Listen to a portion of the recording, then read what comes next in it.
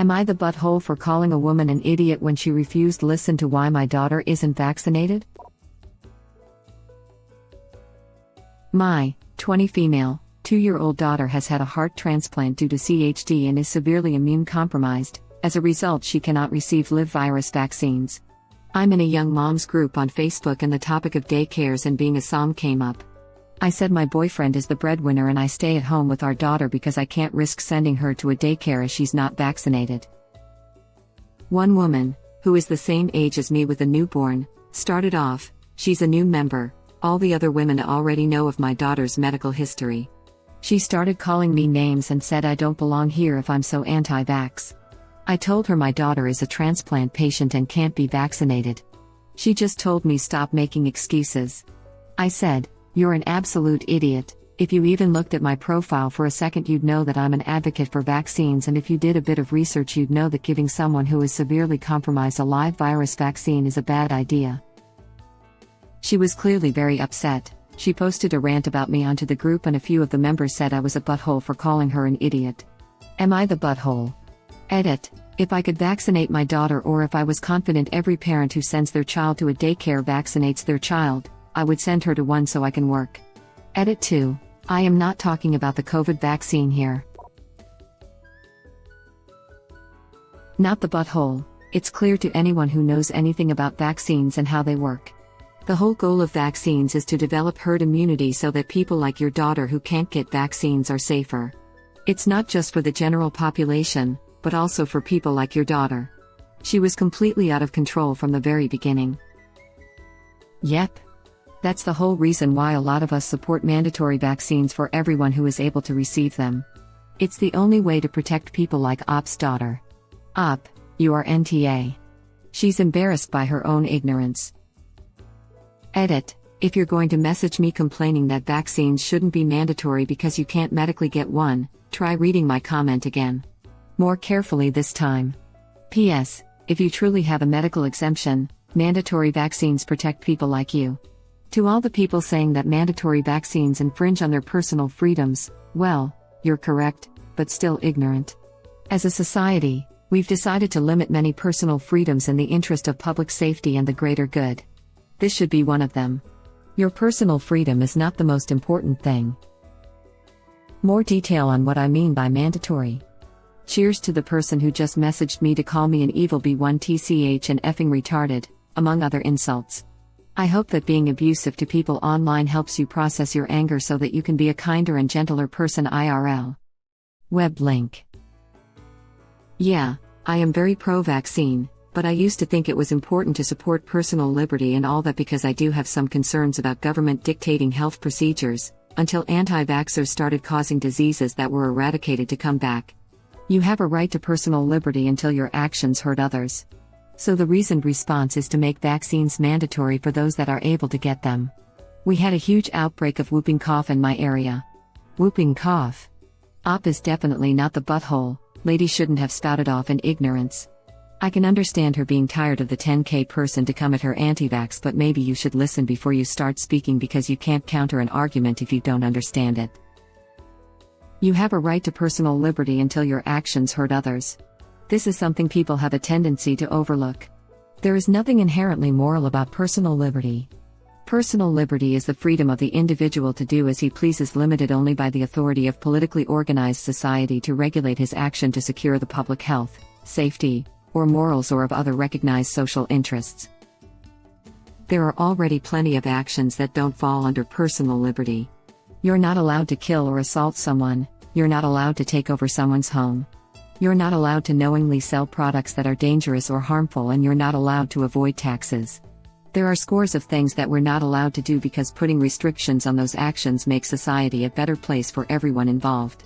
And mandating vaccines in order to have access to public services would really not be that big a step from what is already expected.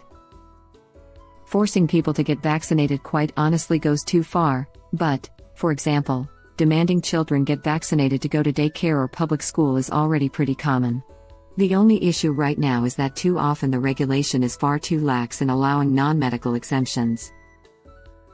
I also hate these idiots who say my body, my choice is a way to disparage pro-choice while also advocating for the anti-vax movement.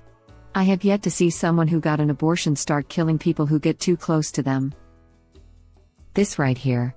I have a woman in my neighborhood who is pro-Trump, anti-vaccine, and fanatically pro-life. I find it absolutely baffling.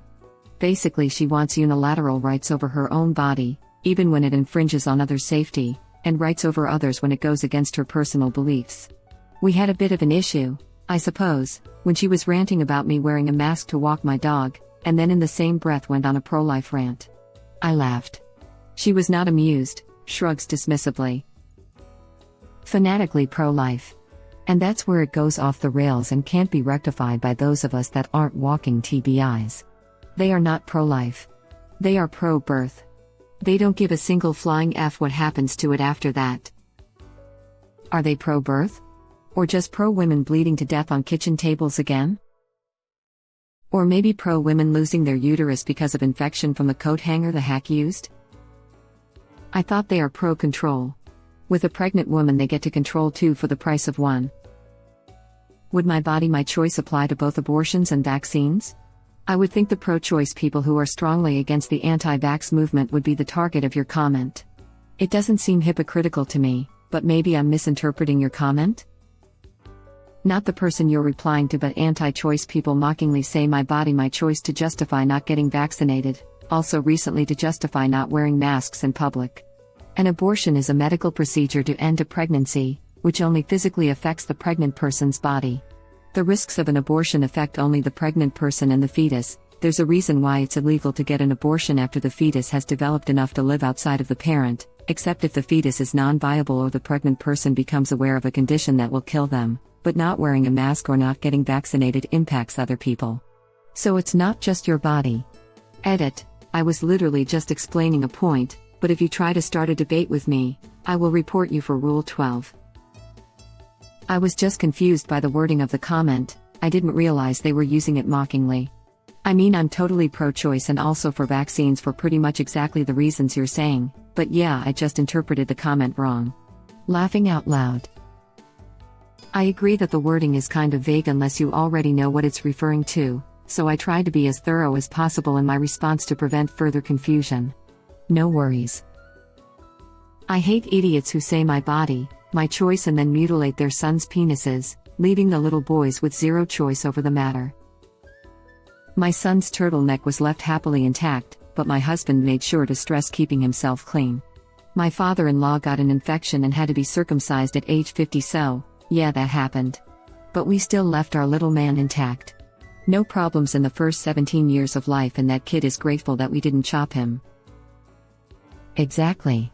Their bodies are affecting, or infecting, our bodies. One saying I heard years ago which really stuck with me is as follows: the freedom for you to throw your fist ends at the tip of my nose. It's a pretty good quote. Though I would argue it ignores the subtlety of personal freedoms. It's not all about direct harm, or even indirect harm for that matter. It's about more than just creating a society where people's safety is protected, it's also about creating a society where one can live a good life. There are plenty of constraints, small and large, which don't exist to prevent harm as much as they do to advance social interests.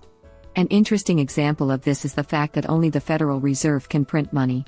That wasn't always the case, but allowing all banks to print money caused significant financial issues, so removing that freedom improved society as a whole. Thank you for expanding on my point so eloquently. Forcing people to get vaccinated quite honestly goes too far, but, for example, demanding children get vaccinated to go to daycare or public school is already pretty common. I agree, this is where the balance may be best. If you want public services, you need to do what protects the public you will be exposing. Happy to do so, and thank you for writing your original comment, which inspired me to respond. I agree, this is where the balance may be best. If you want public services, you need to do what protects the public you will be exposing. I'm pretty sure this is where most nations, or in the US states, will end up. It's necessary to have public spaces be safe, and being vaccinated is part of that. And the more people become anti-vaccination, the more group immunity comes under threat, and we do not want diseases like measles or polio to return. Also, this has literally already been decided by the Supreme Court. Jacobson versus Massachusetts gives states the right to mandate vaccines for the exact reasons you listed. The main opinion written by the Supreme Court justices back then explained that no one has absolute freedom when it interferes with the common good. I always bring up TB when people talk about bodily autonomy in relation to vaccine. TB is a major risk when allowed to spread freely, and so the government keeps close watch on cases. If you are diagnosed with TB and you refuse to get treatment, you are making yourself a harm to society. Last I heard, they won't force the treatment on you, but they will remove you from society until you are no longer a threat, i.e. you're going to, medically supervised, prison. To vent a little, I was so relieved to read this perspective. It drives me crazy when people with legitimate exceptions complain about the rules. It's not the rules that are making it difficult for you, it's the people taking advantage of legitimate exceptions. It's been more noticeable with masks, but people who legitimately can't wear masks are mad at pro-maskers and not the anti-maskers that abuse the loophole. Not the butthole, and I appreciate her trying to educate someone. There was a Jubilee video with pro and anti-vaxxers, and one of the anti-vaxxers was a mom whose daughter had a bad allergic reaction to one of the vaccines, and I was like, you should want more people vaccinated. She was like, my daughter can't be vaccinated, but no one wants people who can't get vaccinated to be vaccinated. We want to cut down on the amount of people opting out of vaccines for no reason. A lot of anti-vax people are that way because they or someone they know had a bad reaction to one. But that is the risk with any medication. And if it helps more people than it hurts, then it is still for the greater good. When I got a vaccine required for college, I felt awful for 2 to 3 days after, but I'm not anti-vax because I know the importance of them. I'd argue that it's more that a lot of anti-vax people are that way because they believe they or someone they know had a bad reaction to one. Not that they actually did. There is a whole lot of post hoc ergo propter hoc logical fallacy at play in the anti-vax movement. My kid was fine. Then they got vaccinated, now they, most often have autism, but other arguments are advanced too, and just assuming that since something came about or was uncovered after the vaccination that it was caused by the vaccination, when actually they were either A, completely unrelated, or B, both just indicators of a particular stage of development. I had a stroke the same day I got the Tdap shot. Literally just a few hours after. It was pregnancy-induced, basically completely random. Nothing to do with the vaccine. I've had random co-workers and friends tell me that I'm wrong and it's from the shot. And no one does it for anything but vaccines. My grandfather and mom have very bad allergic reactions to aspirin. They aren't out there arguing no one should have aspirin. I had an allergic reaction to a specific antibiotic. I'm not out here saying sulfa is evil. Etc. etc. It's only vaccines. Just curious about how you define people who can't wear masks? I've been reading about this for a year now and have yet to see a legitimate reason for not wearing a mask. That is the real question. It was never able to be defined because we had to take a hardline stance due to people trying to abuse the AITA. I've seen strong arguments for people with sensory processing disorders, especially those on the autism spectrum. Most people that have potentially legitimate excuses are already receiving care for it. So it'd be pretty easy to scrutinize those that self-diagnosed in April 2020. And even there, if you have a condition by which you legitimately can't wear a mask, well, then, that's why there is curbside pickup. It's not a license to go into the store/restaurant/whatever and endanger everyone there. An accommodation needs to be made, but it generally isn't, then the rules simply don't apply to you. I work with sexual assault victims who can't have anything on their faces because they were smothered during the attack. Some wore face shields, but those aren't allowed most places now.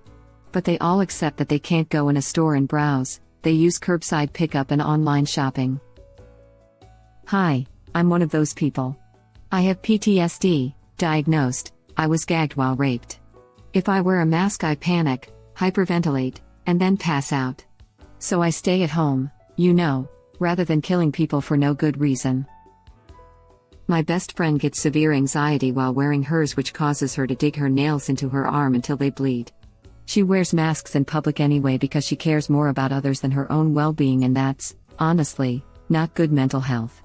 Not to mention risk of a nasty infection from the arm wound that never heals. This exactly. I have one kid fully vaccinated and one who isn't because of medical problems. My oldest is the one who had problems and isn't vaccinated. I believe in science and still vaccinated my youngest without issues.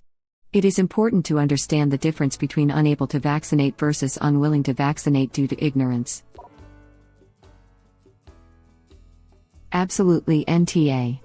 I advocate vaccination myself, but there are valid reasons, supported by modern, mainstream medical science, why specific people with specific situations may not be able to take X vaccine. Agreed. I am staunchly pro-vaccine and I know some people can't get vaccinated. Heck. I am mildly allergic to the Tdap and I have to be monitored in the doctor's office before I can go. I can't get the MMR vaccine. I've had it twice and my mother has had it 5 times, but the antibodies don't reproduce, and it's effing terrifying to isolate every time anti-vaxxers send waves of disease I can't be protected from through our town. Vaccinate as much as you can to protect the rest of us. After a rather severe reaction to my last Tdap, I was told I couldn't get it again, even if I cut myself on a rusty nail. This also means I won't ever get the pertussis vaccine again. Pretty much I was advised holding a newborn, even my future grandbaby, is a risk I shouldn't take. It makes me sad, but my desire to hold babies can't trump their risk for whooping cough. Ask about having your Tdap titers checked. They can do a test to see if you've still got the antibodies. Clearly, talk to a doctor about this as I'm not one, but when I worked for a medical lab I had to get mine checked annually to see if I was safe to be around patients and vice versa. AITA, it's fine to have an abundance of caution and just steer clear of babies, but it's also okay to not get a new shot for every new baby if it's not necessary. I have a buddy who is allergic to eggs and has to get a special flu shot, at least used to last time we talked about it, but his kid is fully vaccinated. There are valid reasons to not get certain shots. When I was on treatment for psoriasis I couldn't be around people who have live virus vaccines, which is pretty rare, because it was an immune-suppressing drug. If the personal and religious folks would vaccinate, we could protect all the legit medical folks with herd immunity. Thank you for watching. Please subscribe to be the first to know about Red Rabbit Reader's new videos. If you like our videos, please like them on YouTube and share them with your friends. We welcome your comments below. Press to start another of our videos.